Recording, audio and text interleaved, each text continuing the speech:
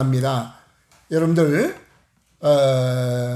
지난 주간에 제가 몇 사람 이렇게 만난 사람들이 있는데 그 사람들을 보면은요, 어느 분은 제가 전도하려고 이 건물에 있는 분 한 분 있는데 제가 만나서 이렇게 대화를 하는 중에 그런 얘기를 하더라고요. 과거에 자기가 술을 47병까지 마셔봤대. 예, 소주를 47병까지 마셔봤다는 그 말은 이건 보통 삶이 아니잖아요. 예? 뿐만 아니라 하는 소리가 하여튼 유명하다는 그런 산 이런 데를 많이 산을 타고 그걸 뭐라 그러죠? 산 타는 거 저기 링 걸어놓고 그런 것도 그냥 앞장서 가지고 열심히 해봤다고 그런 얘기를 하더라고요. 그에게 그래서 그런 얘기를 했어요. 다 좋은데 천국은 보장받고 그리고 그렇게 사세요. 그런 얘기를 했어요. 또 사역 받으러 오신 분, 기도하는데 그래요. 속에 있는 세력이 자기가 지난주 그 전주에는 속에 욕심이라고 그렇게 말하더니 지난 주간에는 교만이다, 지식이다 뭐 이런 얘기를 하면서 하는 소리가 그래요. 야, 집 다 부서졌어. 이젠 여기 더 이상 있어봤자 소용없어. 가자. 그런 얘기를 하더라고요.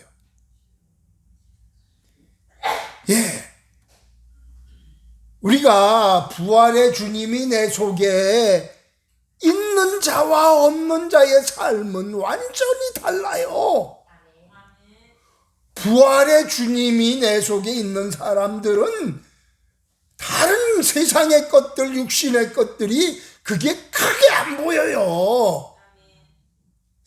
그러나 예수님이 없는 사람은, 부활의 주님이 없는 사람은 세상의 것이 더 크게 보여지고 귀하게 보여지고 그렇더라고요. 여러분들, 예수님이 부활하셨다는 이 사실을 믿는다는 그 말은요, 사죄 받았다는 것을 전제하고 영원한 삶이 있다는 것을 믿는 것이고요, 영원한 나라가 있다는 것을 믿는 것이고요, 영원한 영광이 있다는 것을 믿는 믿음 안에서 나오는 것이거든요. 그렇기 때문에 삶이 다른 거예요. 여러분들, 성경에 나오는 인물들을 통해서 우리가 부활의 소망이 있는 사람들의 삶이 어떠했는가 살펴보면은요, 첫째는 절망 중에도 소망이 있더라는 거예요. 절망 가운데 있지만은 그것이 절망이 되지 아니하고 오히려 소망을 붙잡고 살게 되더라는 겁니다. 본문에 여자들 보면은 그래요. 자기의 죽은 자들을, 자기의 죽은 자들이라는 그런 표현을 하면서 자기의 죽은 자들을 부활로 받아들이기도 하며, 그 말이 무슨 말이에요? 내 남편이, 예를 들어서 내 남편이 예수님 믿다가 순교당할 수도 있고요, 자식이 예수님 믿다가 죽었을 수도 있고요, 아들이든 딸이든 남편이든 아버지든 어머니든 누군가가 세상을 떴다 할지라도 그게 큰 문제거리가 안 되더라는 거예요. 부활하면 되지. 부활로 받아들였다는 거예요. 아멘. 그래요. 내 가족이 죽는 것 절망거리일 수밖에 없지만은 그 속에서도 부활의 소망이 있으니까 절망이 그들을 삼키지 못하더라는 겁니다. 여러분들 예수님을 쫓아다니던 엠마오로 향하던 두 제자들을 보세요. 예수님을 그렇게 신뢰하고 따라다니곤 했는데 그 예수님이 십자가에서 비참하게 세상을 떠난 그 모습들을 다 지켜봤던 그들이 이제는 소망이 없다고 해서 엠마오로 자기 고향 땅으로 이제 내려가게 됩니다. 25일이나 되는 곳으로 내려갔어요. 저녁 때예요. 근데 같이 가다가 웬 사람이 무슨 소리를 그렇게 하고 가느냐고 그러면서 합세해서 내려가면서 예수님인데 변형된 모습으로 나타나셔서 주거니 받거니 얘기를 하고 그러다가 늦었는데 우리 집으로 좀 가시죠. 식사하고 가시죠. 그러면서 모시고 가서 식사를 이렇게 식기도를 우리 주님이 탁 하시고 그냥 사라지신 거예요. 이들이 깨닫기를 예수님이었잖아. 예수님이 부활하셨다는 이 사실을 소문으로는 들었을지라도 그게 믿겨지지 아니해서 절망 가운데 내려왔는데 그분이 예수님이라는 걸 깨닫고 나서는 그 절망 가운데서 소망이 막 넘치게 되니까 그 밤에 그냥 되돌아가는 거예요. 25리 길을.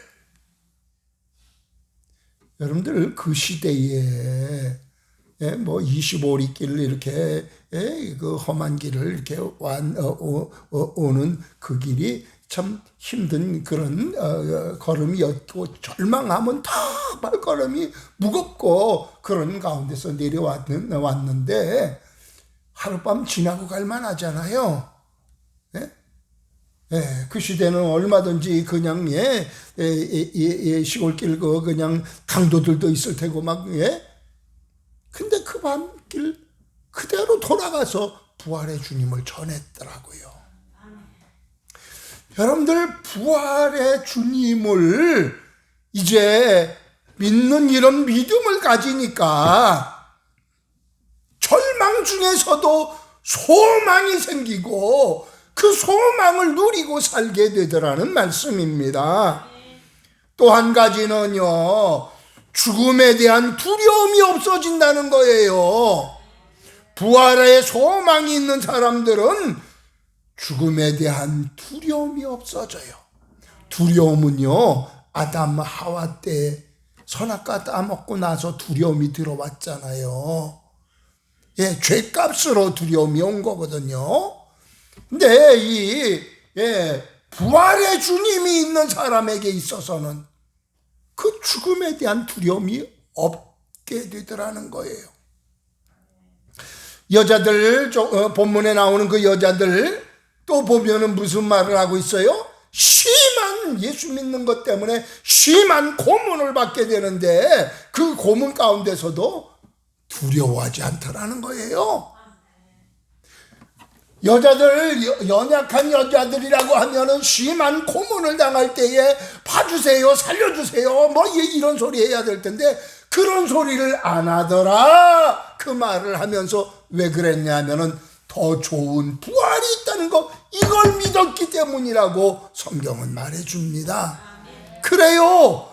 부활의 소망이 있는 사람은 심한 고난 중에도, 심한 고문 중에도 그까짓 거 더 좋은 부활이 있는데 뭐 잠시 잠깐 동안 내가 이 과정을 거치고 나면은, 지나고 나면은 더 좋은 부활이 기다리고 있어. 굳이 내가 뭐 안 믿는다, 내가 뭐 어쩐다 이런 소리 해가지고 이런 거 모면할 필요가 없다는 그런 말이거든요. 여러분들 그것뿐만 아니라 조롱을 당하고 채찍질 당하고 결박을 당하고 옥에 갇히고 돌로 치이고 톱으로 겨눈 것, 시험, 칼로 죽임당함, 양과 염소의 가죽을 입혀가지고 유리하게 만들어서 궁핍하고 환난을 당하게 하고 학대받게 되고 이런 것들, 이거 두려워하지 않더라는 거예요. 이게 다 죽음과 관계된 거거든요. 죽음의 길 그거 두려워하지 않더라는 거예요. 왜요? 부활 소망이 있기 때문에. 예, 그래요. 부활의 소망이 있는 사람은 그까짓 거 아무것도 아니에요. 예, 세상에서 여러 갖가지 것들이 나를 그게 더 크게 보여줘서 나에게 접근해 올 때는 그것이 두려움거리가 되지만은요, 우리 하나님 우리 주님이 주시는 이 부활이 더 크게 여겨질 때에는 그까짓 거 아무것도 아닌 것처럼 여겨지는 거예요. 돌 맞아 죽었던 그 스데반 집사를 봐도 그렇잖아요. 오히려 전도하다가 돌 맞아서 죽게 된 그 상황 속에서도 얼굴이 천사의 얼굴같이 빛났더라는 거예요. 예, 여러분들 예수님의 제자 11제자들을 볼지라도 그렇습니다.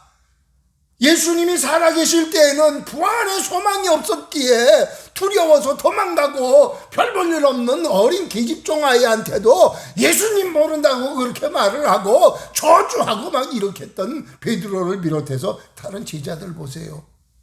다 순교하잖아요. 순교당하잖아요. 그러면서 부활의 주님을 증거하잖아요. 그 중에는 베드로와 같은 경우는 거꾸로 십자가에 그거 자기 자신이 자원해서 거꾸로 달아달라고. 예수님은 똑바로 달리셨는데 나 같은 게 어떻게 똑바로 달려 죽겠는가. 나 거꾸로 달게 해달라고 해서 거꾸로 십자가에서 달려서 죽게 되고, 안드레 같은 경우는 X자에 십자가에 못 박혀 죽게 되고, 톱으로 켜서 제자들이 죽는 제자들도 있고, 별별 그럴 제자들이 다 있잖아요. 어떤 제자는 살 껍질을 벗겨가지고 죽임을 당하게 되고요. 근데 그들이 기꺼이 그렇게 당했어요. 왜요? 부활의 소망이 있기 때문에 죽음에 대한 두려움이 없더라는 거예요. 아멘.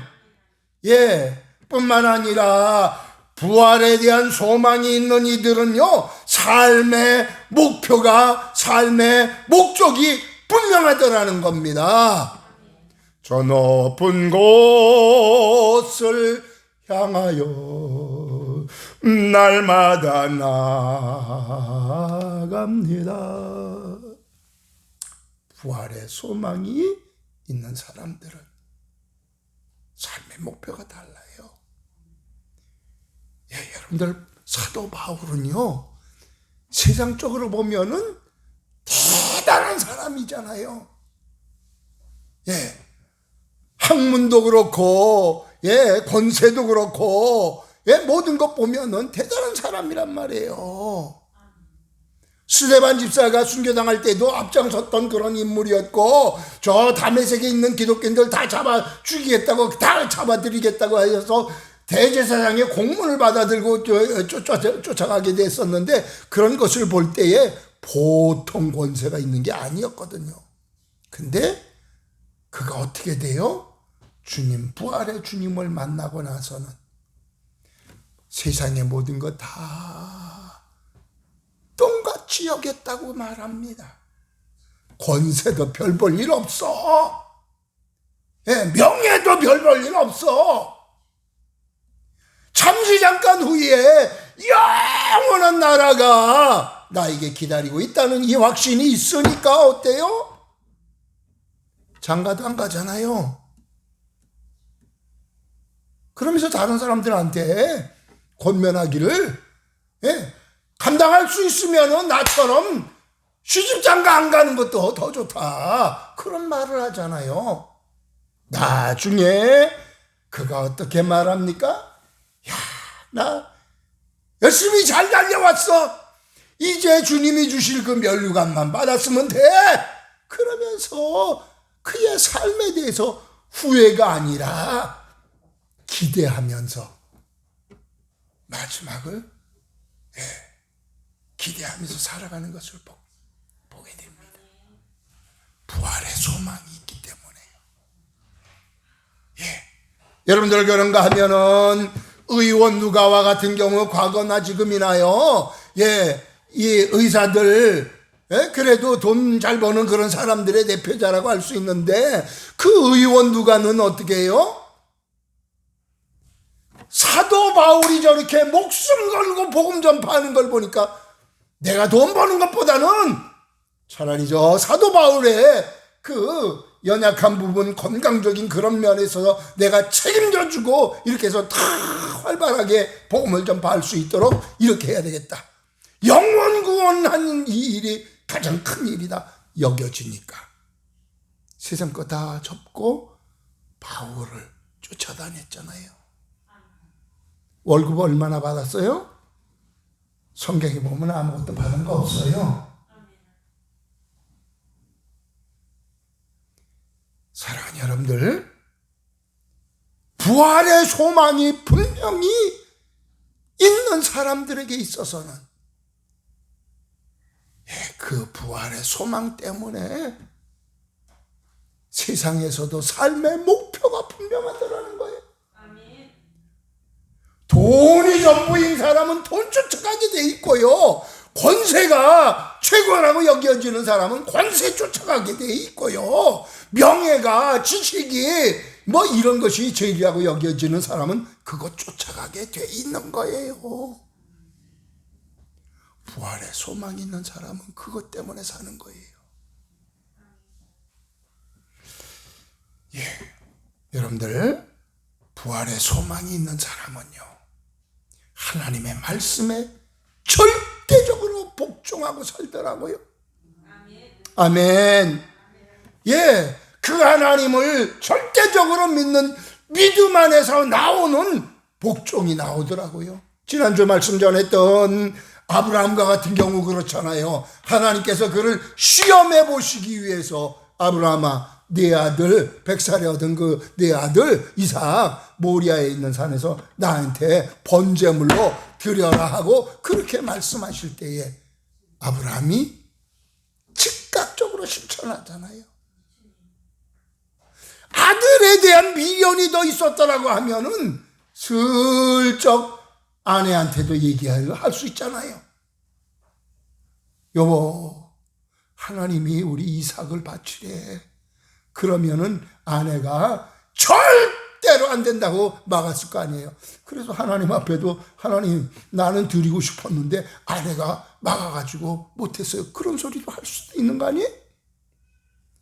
뿐만 아니라 종들을 데리고 산 밑에까지 이렇게 왔는데 종들, 야 니네들 여기 있어. 현장까지 안 데리고 가잖아요.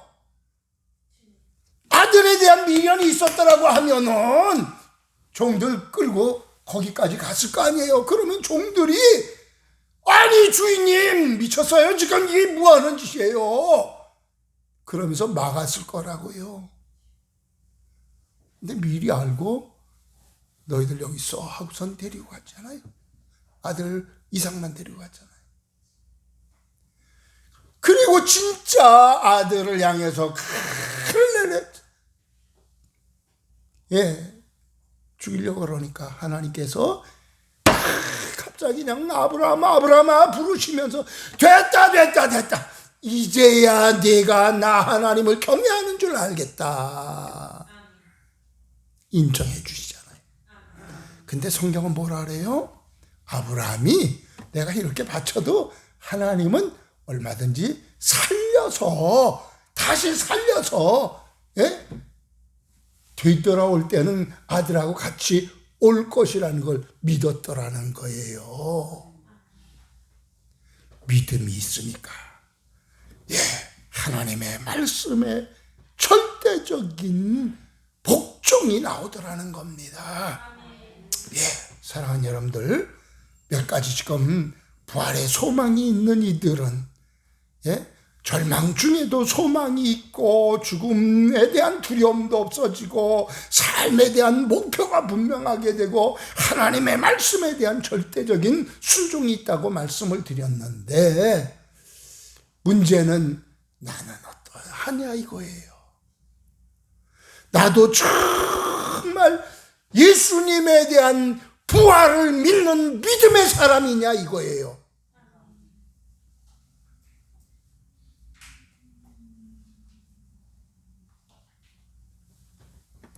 나도 동일한 주님의 부활을 믿는 믿음의 사람이라고 하면은 저들이 누렸던 거 나도 누리며 살아야 되지 않겠어요? 아멘? 예. 내가 믿는 믿음은 틀림없이 예수님이 부활하셨던 그 부활처럼 나도 부활할 것을 분명히 믿긴 믿는데 삶은 그게 아니라 그러면 그건 누림이 없는 거잖아요. 누림이 있어야지요. 절망 중에도 소망을 갖고 살아야 될 것이고 죽음도 두려워하지 아니하고 담대하게 살아야 되는 것이고요. 예, 우리가 삶의 목적이 분명해서 부활에 대해서 선포하고 살아가야 될 거 아니에요? 예, 그런 의미에서 한번 외쳐볼 수 있기를 바랍니다. 나는 죽어도 산다. 나는 죽어도 산다. 옆에 사람한테 한번 얘기해 보세요.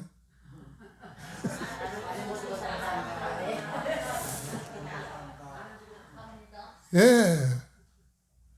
우리가 당당하게 그렇게 외치고 살아야 되는 거 아니겠어요? 예. 뿐만 아니라 내가 정말 부활의 소망이 있는 그런 신앙의 삶을 산다고 하면 하나님 말씀에 절대적으로 복종하고 순종하고 사는 삶이 내 것이 되어져야 되는 겁니다. 아멘. 예. 지난 주간에 또 어제네요. 옛날 성도님 만났는데 그런 얘기를 하더라고요. 예. 그때 당시에 그냥 막 열심을 내고 교회 와서 본인이 여전대 회장으로서 이렇게 뭐 사회도 맡고 이렇게 할 때는 그거 감당하려고 한 주간 동안에 헌신 예배를 위해서 교회 와가지고 뭐 그냥 처리하고 기도하고 이렇게 하고 잠자고 이렇게 했던 것을 기억을 하고 그 옛날 얘기를 이렇게 했는데 얘기를 하다 보니까 그런 얘기 하더라고요. 어린 자기 딸아이한테 어떤 날은 교회에 가기가 좀 몸이 아파가지고 안 가려고 그러면은 가다가 죽더라도 교회 가라. 그 소리 했다 그래요. 예, 가다가 죽으면 순교다. 그러면서 어린아이한테 가르쳤대요. 예, 참 아름다운 믿음이 아닐 수 없습니다. 여러분들, 아무쪼록 우리는 진짜를 진짜처럼 믿고 살아야 되잖아요. 진짜를 가짜처럼 믿고 살면 안 되잖아요.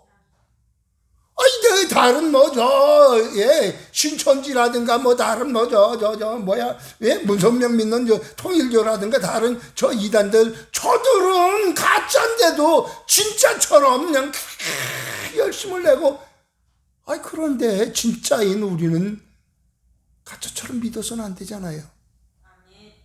아멘. 예, 우리 모든 성도들은 부활의 주님, 그 주님을 모시고 그 소망을 누리고 사는 삶이 되어지기를 주님의 이름으로 축복합니다. 아멘. 159장 찬송가